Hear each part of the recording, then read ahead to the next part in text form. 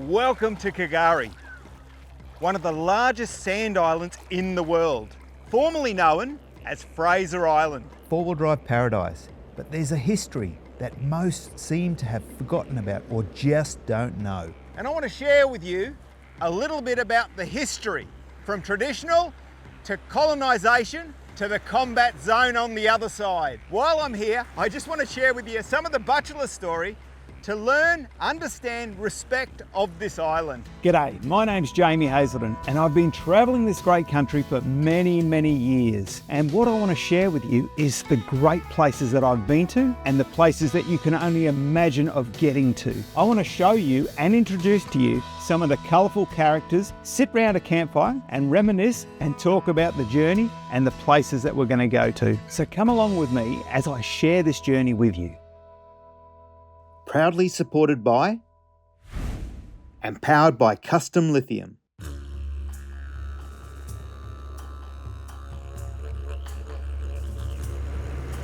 Fraser Island, now known as Kagari, has a rich history dating back thousands and thousands of years to the bachelor mob that used to inhabit the island. Kagari's had a few different names over the years, including Great Sandy Peninsula, which Captain Cook named it as he sailed past back in the day. But the truth goes that Kagari has always been the island's name, dating back many years. You may have heard me refer to the island as Kagari. Well, it's not. It's drop the K and it's Gari, for those that don't know. But you'll hear me mention Fraser and you'll hear me mention Kagari quite a bit through this. But where I want to take you now is to a very special place. Back when the bachelor people were here, it was the heart of the place. And today, it's one of the biggest draw cards here on Kagari.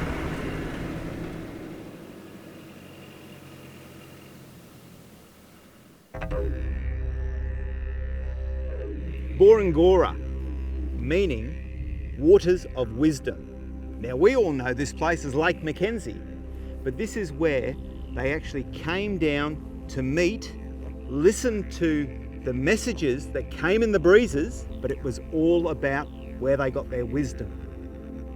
Bachelor people camped near freshwater sources such as Borangora to eat and drink. They did not swim in these waterholes, taking care not to dirty their sources of drinking water. If the land grew tired, they would move camp to allow the rain, sun and wind to cleanse the site. The island was a thriving place for the bachelor people. With such a large population, they could feed from the sea, the forest and the lakes. They held their beliefs that all creatures were important to the land. When on Gari, they harvested only birds and seafood, knowing the mammals and reptiles could disappear if overhunted. They only took what was necessary for food.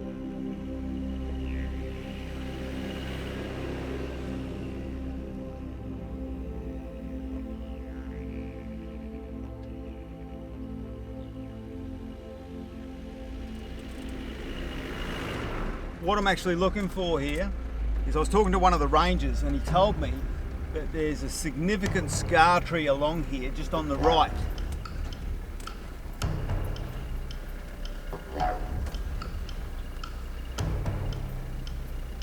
I reckon that's it right there. Oh. Look at that. I've got to go and check that out.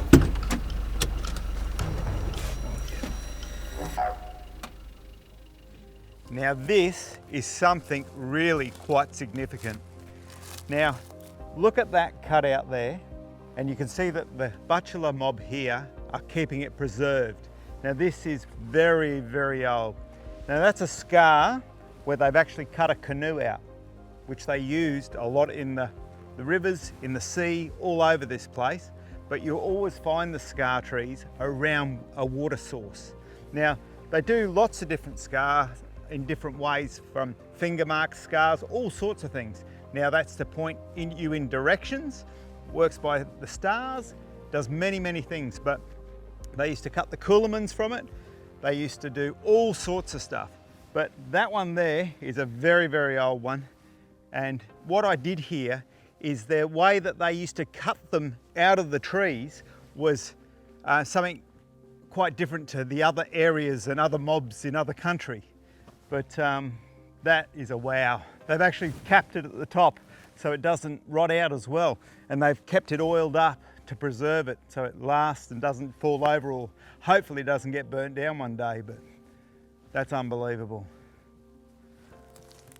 Bachelor people were recognised for their strong bearing scar trees, would help navigate the land. Recognising the culture significance of the scar trees is crucial for their protection and conservation. They serve valuable education tools, providing a deeper understanding of Aboriginal culture and heritage. The Bachelor people have been on Kagari for the last 5,000 years, potentially 50,000 years.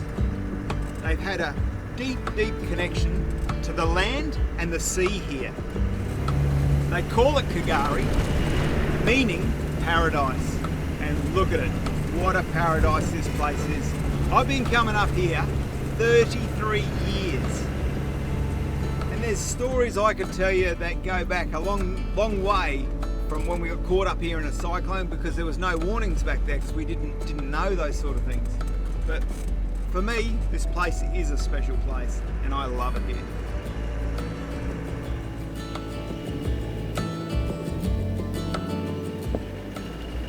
You know, I had a really good question the other day, and the guy said, how did you know how to work out how to set your canopy out? And I said, well, to be honest, I have done it so many ways, so many different times with different canopies over the years. Rule of thumb, and a couple of different ways you've got to look at it for your own benefits, is what do you need to carry, or what do you want to carry in it? Because not every case that you'll need a full canopy, you might only need a half or a third, you know, of a canopy. Because you might just take the swag and the fridge and maybe the dog, you know, you might not need it. You might need the rest of the tray for something else. You've got to take it into your own consideration of what you need it for, because there's no point putting a big canopy on if you're not going to get the benefit of using that canopy for what it is, because there's a lot of wasted space in there when you're not using it all. And in my case, as you can see, I've got mine all built out to suit everything how I want to use it, sort of thing. Now look, I may change a couple of those things over the course of time, but it's a good idea just to think it through. I mean, I've drawn it on paper myself, but when you go to talk to the guys that are building your canopy, they'll sort you out pretty quick, especially those that really know what they're building.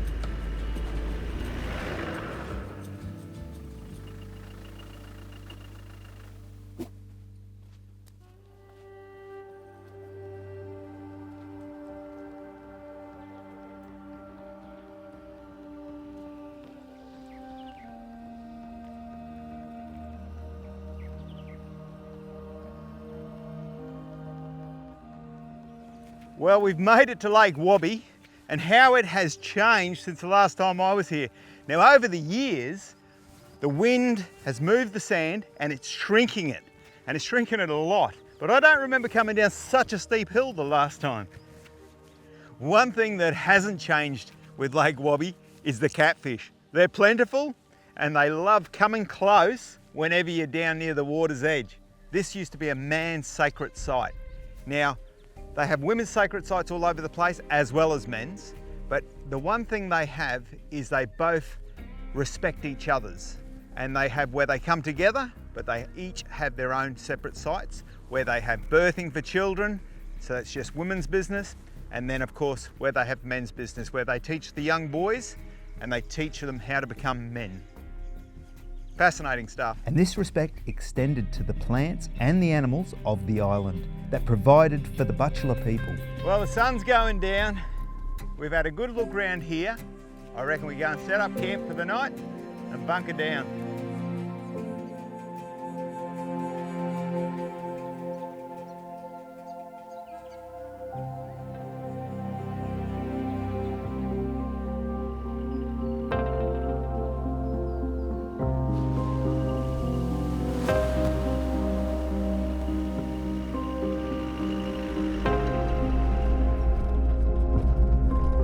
driving into camp in the dark, this new setup has never made my camping experience so easy. Just slide the kitchen, make dinner, then pop up the tent and I'm ready for the next day to arrive. Welcome to the East Coast. The morning's here and just spectacular. But I can't spend too long watching the ocean. I've got a big day ahead of me. Time to pack up and hit the beach and head north.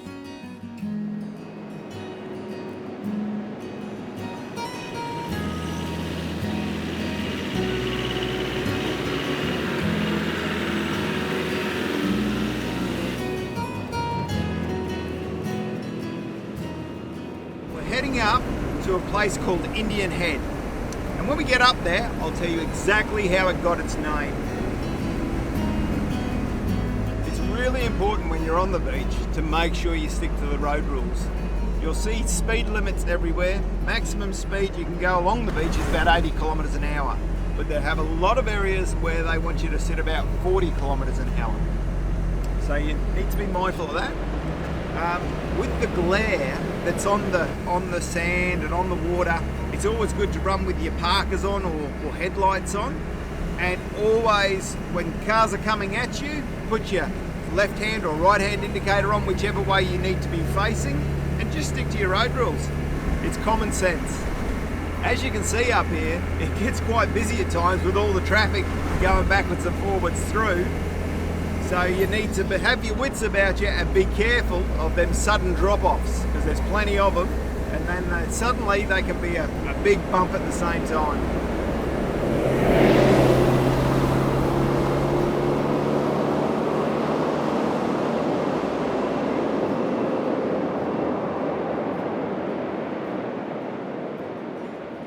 Well, as I said to you, I would tell you how Indian Head got its name. Well, back in 1770, Captain James Cook was sailing past and sitting up there on the rocky outcrops with a bachelor people.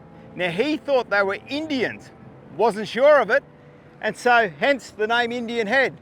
But you know, for me, you take a look at that rocky outcrop, that little mountain we've got, and it does look like an Indian head, you know. Now, in 1799, Matthew Flinders then spotted the island. James Cook was the first one to spot it, but then Matthew Flinders actually landed up on Sandy Cape, and that's how we got the name Sandy Cape up there. Neither Captain Cook or Matthew Flinders realised that this wasn't part of the mainland.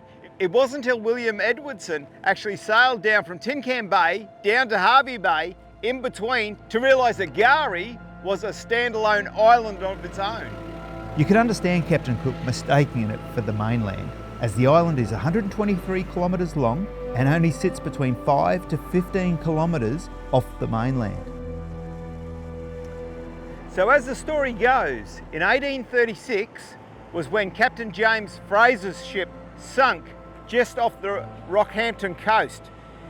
They ended up on Fraser Island up at Sandy Cape. Now, in a lifeboat with his wife pregnant at the time, actually lost the baby on the life raft on the way over, which would have been absolutely devastating. Just stop and think about, you've gone through the commotion of a shipwreck, then all of a sudden you're on a life raft, you're going somewhere, you have no idea where you're going and what's going to be there.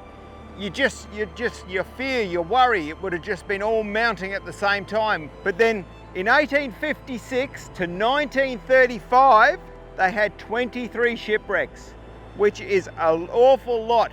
Now they put in 1870, they put in a lighthouse at the Sandy Cape, but that still didn't help with those shipwrecks. Now I've been out in that water up there, I haven't seen any of the shipwrecks, but I know that when we were going out from Sandy Cape, it's a narrow window of sandbanks. Fraser, when he landed on the island after the shipwreck, passed away not that long after. And his wife was found around about 6 weeks later and was rescued, and then she went back to England.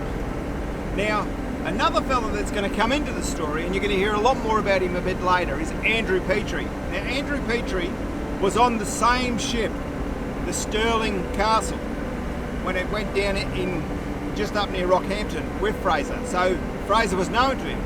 Petrie decided that he was going to come back onto Fraser Island and have a look and see if he can find the remains of James Fraser. But instead of finding anything on that side of things, he found something else that was quite significant to our history.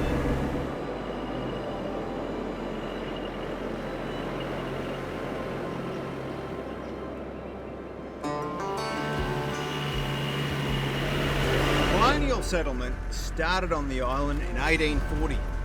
What happened was Andrew Petrie came over here, as I mentioned earlier, and he started the commercial side of things where they created the logging and sand mining over here. He noted and reported on Fraser Island's superb forests. Subsequently, Petrie's generations pioneered the harvesting of this timber. The arrival of the new settlers and the coloniers had a detrimental effect on the Aboriginal people.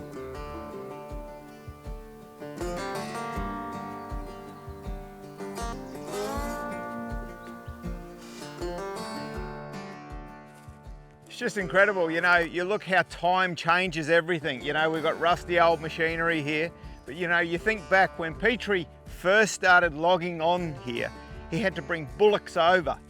Now, it'd be fascinating to think how he landed, got the bullocks off, put them onto the island to start moving the logs and whatnot, and then, you know, whether the camp was in the middle or onto the one side, you know, they still had to make tracks, cart them through those tracks, and when you get onto the island, you start looking in how dense this place is and how big some of these trees are. They're huge. But the amazing part is they've gone from bullocks to machinery. Now, I don't know how old all this machinery is here in this old logging camp, but there's lots and lots of it, and it's of all shapes and sizes and different eras. But it's all incredible when you sort of think back, like the place is starting to fall down now. You know, when they first started, it was in 1863, and they were after Yankee Jack, tallowood and hoop pine. And there'd be plenty of other ones that they've logged here as well. It's still funny what you find around the place. I don't know what era these washing machines were, whether they were 60s, 70s, 50s even, I'm not sure. But this one's still in pretty good shape. There's a lot of them floating around here completely rusted out and all broken up, but this one's still in shape. Back then, they moved one of the logging camps to Central Station, where they lived in tents and bark huts and all sorts of stuff like that. But not only that, they then put a school in there. They started building housing. They put in fruit trees, garden beds, all sort of stuff. It's a nice wetland down there with a good habitat. So you can grow things there quite easily. You can see that when you get there. I look at this anchor. I come across this back in late 90s, early 2000s. But you can see, you know, how it's just, the tree's just growing, swallowed it up, and it's just going in. Now, when I first saw that tree wasn't a very big tree at all, really. And it was in the tree, but it had been there for a few years, of course. But you look at it now. I wish I had a picture for every year I've been here and actually had a look at this again.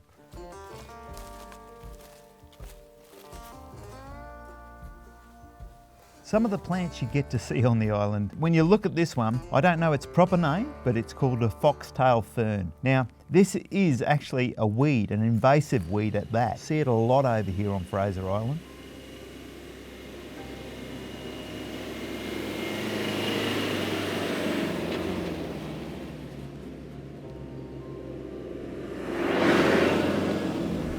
Logging on the island was largely uncontrolled. And it was in 1913, the forestry brought in some rules and regulations so they could start monitoring what's going on here. But with increasing environmental concerns, they closed the whole situation down in 1991. You know, it's just amazing. Gary's Forests is the only one in the world that can grow in the sand. And it's a contribution to the Great Barrier Reef, leading to the World Heritage title.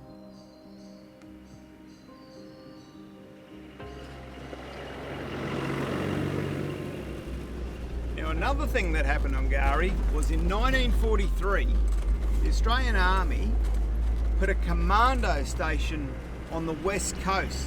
they deployed 900 personnel to the island. Now I'll tell you a little bit more of that once we get there.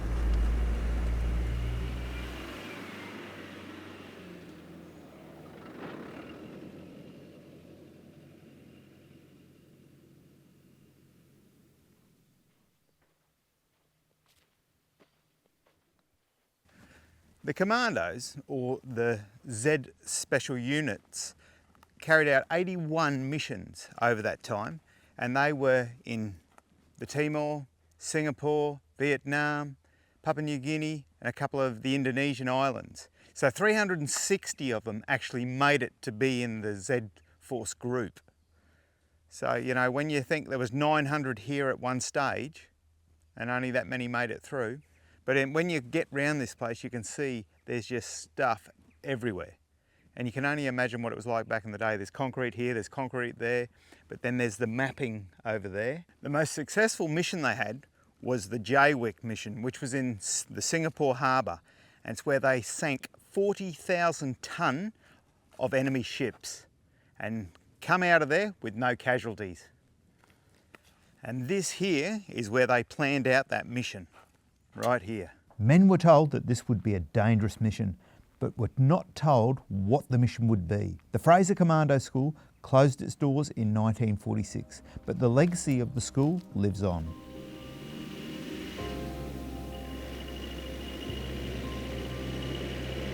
In 1992, the island was listed as a World Heritage Site, and Gari was recognised for the cultural and natural significance and is inscribed on the World Heritage List to be protected for future generations.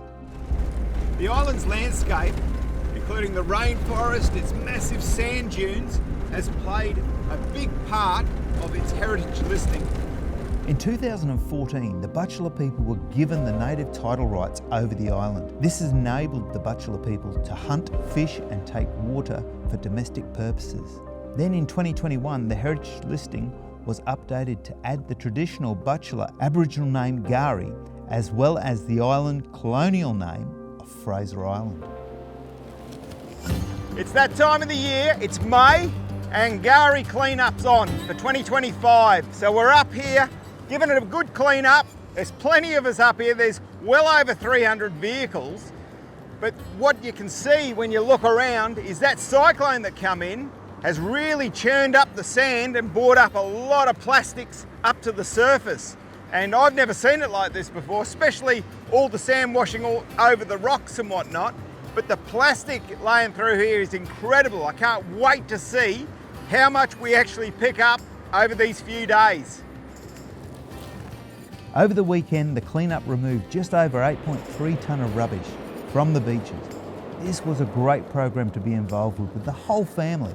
Seeing that amount of rubbish moved was a big reminder of how much we need to look after the place that we work and visit. Something we could all learn from is the Butchulla people. What is good for the land comes first. If you'd like to know more on the Gari cleanup and attend the next event, see the link in the description below. Well, I hope you've enjoyed this video up here on Gari. Well, the cleanup is all done. I'm just about to leave the island now and get on to the next adventure, so make sure you put a comment down below, subscribe to us, and I'll see you on the next adventure.